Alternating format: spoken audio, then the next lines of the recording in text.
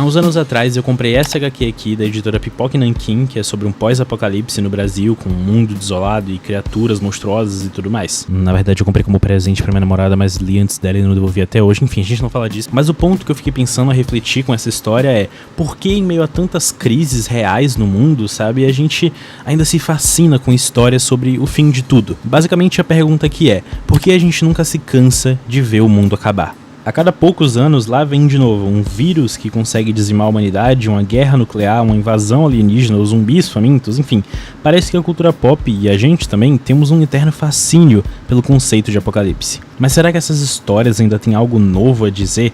Ou será que já viraram só mais um cenário pronto, tipo um palco onde tudo pode acontecer, mas que não tem impacto, que é vazio, onde nada muda de verdade, sabe? Então hoje eu quero mergulhar rapidamente nessas histórias de fim de mundo e tentar entender por que, mesmo tendo saturado para algumas pessoas, esse gênero ainda tem o poder de cutucar algo lá dentro da gente. Talvez seja porque, no fundo, essas histórias sejam menos sobre o fim do que já foi e mais sobre o que sobrevive a tudo isso.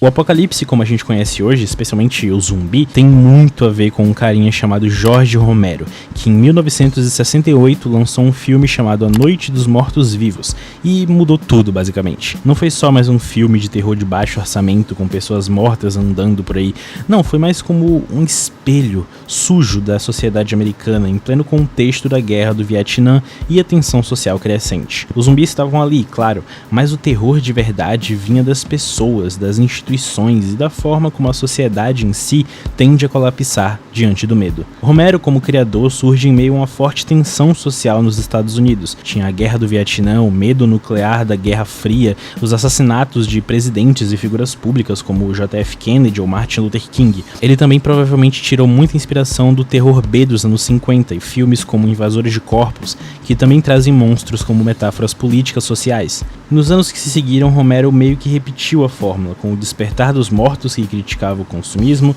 e o Dia dos Mortos, que também tinha zumbis, mas parecia focar mais na militarização e na ciência sendo usada como arma. E assim, o apocalipse zumbi se firmou, não como uma fantasia sombria qualquer, mas como um comentário social disfarçado de horror puro. Muitos desses filmes foram vistos ou são vistos hoje como uma metáfora para o racismo, para a guerra, para a quebra da sociedade norte-americana. E é um dos primeiros filmes de terror onde, em teoria, é o mal que vence, sabe? Sem dar fagulha de esperança no final. O Romero, se você pesquisar, ele é considerado o pai do gênero, mas ele não necessariamente criou o conceito original de mortos-vivos. É algo meio tipo a Anne Rice com os vampiros. Ela é uma autora dos livros como Entrevista como Vampiro, Vampiro Lestat, mas ela não criou o conceito de vampiros, mas popularizou e reinventou o conceito, muito como o Romero fez com os zumbis. Então, para resumir, basicamente sem o Romero a gente não teria The Walking Dead ou obras como The Last of Us, Extermínio, ou Um Lugar Silencioso, Resident Evil, ou mesmo boa parte do cinema de horror social moderno, tipo Get Out ou Corra, do Jordan Peele, sabe?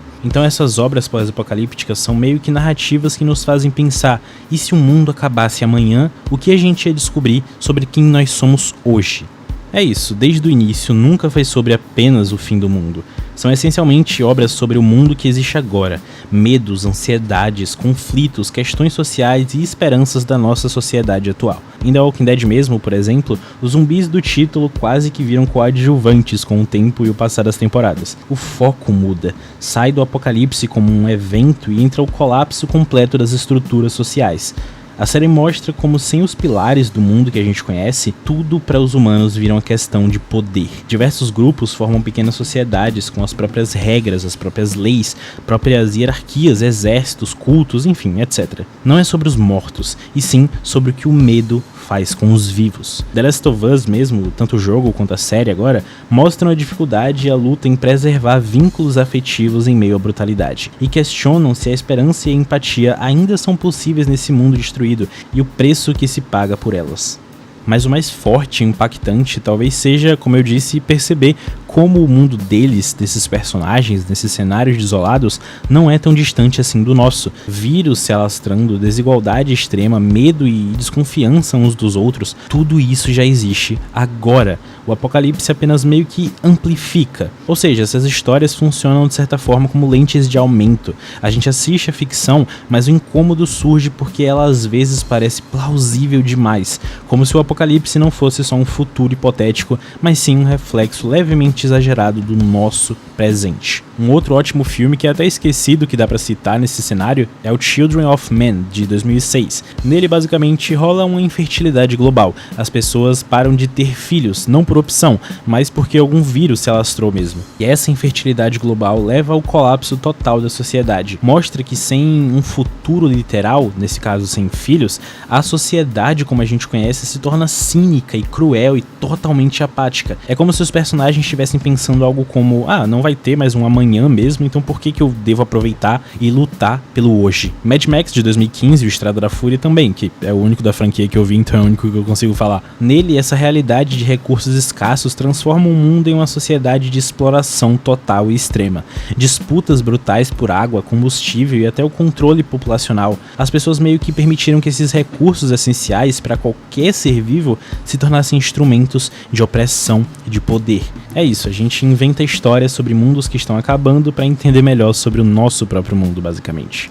Agora, uma das coisas mais poderosas nas histórias de Apocalipse são as decisões feitas, as escolhas que os personagens precisam fazer quando, em teoria, não existe mais um certo ou errado bem definidos. No mundo real existem leis, costumes, normas sociais, mas quando essas estruturas desmoronam, essas histórias colocam a gente diante de dilemas éticos extremos e às vezes diante de perguntas que nós preferimos nem mesmo fazer, sabe? Tipo, o que eu faria, até onde eu iria para sobreviver, para proteger quem eu amo? E eu sei que você que já viu ou jogou The Last of Us provavelmente está pensando no final da primeira temporada, em que o Joel toma uma decisão que até mesmo hoje consegue dividir opiniões. Ele salva a Ellie, a nova filha dele, mas ao fazer isso impede uma possível cura para toda a humanidade e tudo mais. Daí vem as questões, foi pelo egoísmo, pelo trauma, pelo amor? Então essa pergunta não é a mais fácil de ser respondida assim com clareza, então acho que por isso mesmo que é debatida até hoje. Ele fez o mal para proteger algo que dava sentido total à existência dele.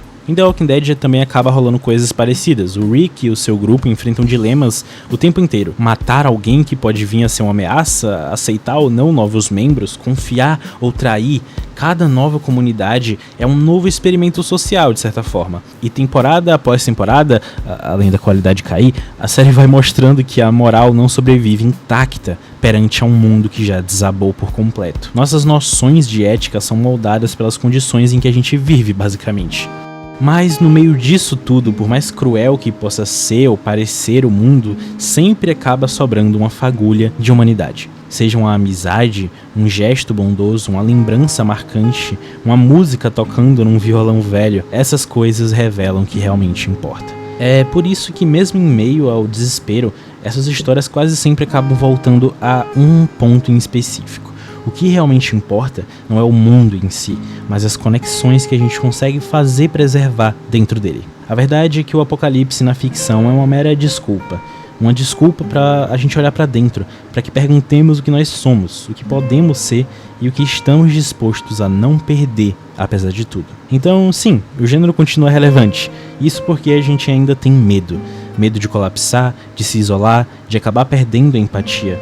Mas também porque a gente tem esperança, de que mesmo que tudo vá pro buraco, alguém ainda vai se importar, alguém ainda vai amar. Ainda vão ter pessoas para lembrar que a ética, a arte, o afeto também são formas de resistência e sobrevivência.